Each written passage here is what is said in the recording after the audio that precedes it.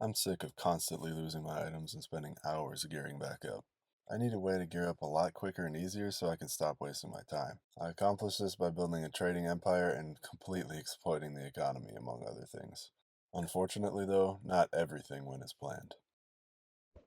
I started my journey by finally going end busting, which I've been meaning to do for a couple episodes now.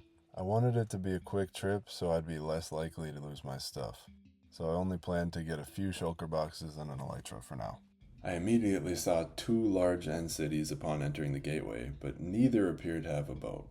I made my way to the further of the two cities to check anyways, since it was near the edge of my render distance and may have had a boat that I couldn't see yet.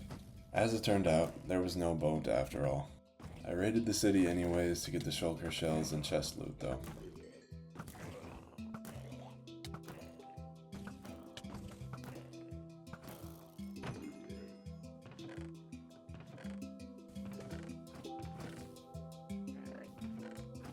I left the other city for later and headed far east to try to locate a city with a boat.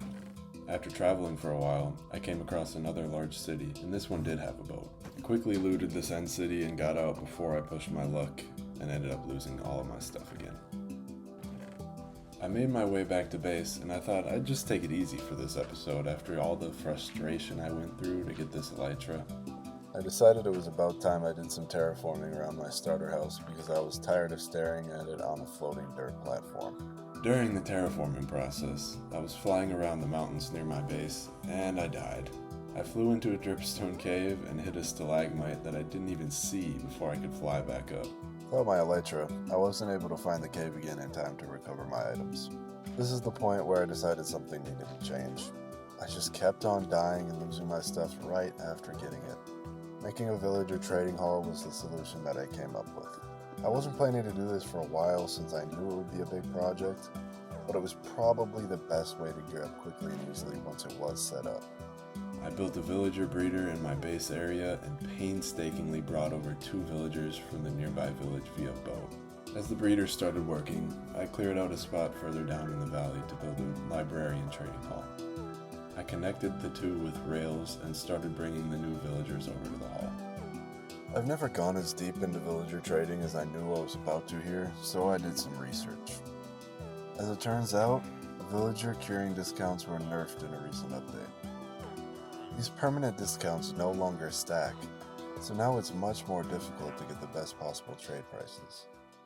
See, curing villagers gives you a permanent discount of 20 emeralds on any given book enchantment trade. Before the nerf, you could stack this discount up to 5 times, resulting in a discount of 100 emeralds. This is way above the maximum price that any book could possibly be sold for, which means it didn't even matter what the price was because you could get it down to 1 emerald regardless of where it started. Because of this nerf, however, I could only get a permanent 1-to-1 trade if the initial price was 21 emeralds or less. So now not only do I have to roll for the right enchantment, but I also have to roll for a low enough price. I was only planning to get the most crucial enchantments for now, such as protection and sharpness.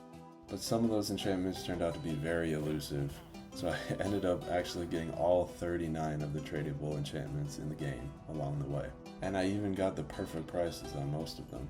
While 1-to-1 trades on enchanted books are still possible, they're no longer possible on trades for emeralds, like paper or sticks as far as I know. To compensate for this, I moved and greatly expanded my sugarcane farm to source the paper I needed to get tons of emeralds. At this point, I was ready to zombify and cure all 39 of my villagers. I just needed to get the weakness potions and the golden apples first.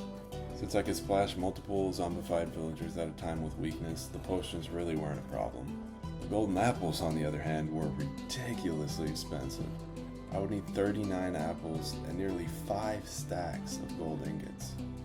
It took me tons of caving expeditions, even with Fortune 3, just to get all that gold. Next up was the apples, which I could reasonably get one of 2 ways. I could either trade with farmer villagers until I get one to offer me an apple trade, or I could farm oak trees until the leaves drop me enough apples. I was honestly kind of curious about how fast I could get the apples just using a Fortune 3 hoe, so I chose that method. But now I know that trading for the apples definitely would have been faster.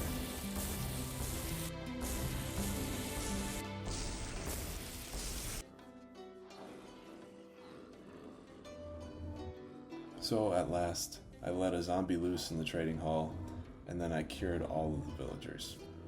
Now I have nearly every enchantment of the game right at my fingertips. Even if I die and lose my stuff again, it'll now be far easier to re-gear than ever was before.